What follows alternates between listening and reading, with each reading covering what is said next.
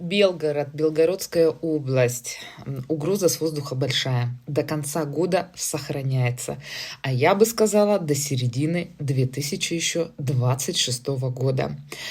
По Белгородской области будет достаточно много разрушений, особенно в населенных пунктах, особенно в частном секторе. И даже есть некая угроза жизни людей в том числе.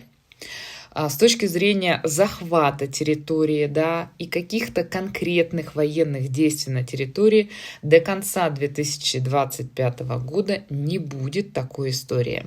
Но усиление конфликта продолжается, и угроза будет сохраняться до конца года, а я бы сказала еще до середины 2026 года. Поэтому, друзья, будьте внимательны, особенно в путешествиях, потому что есть история где-то инцидентов на железной дороге.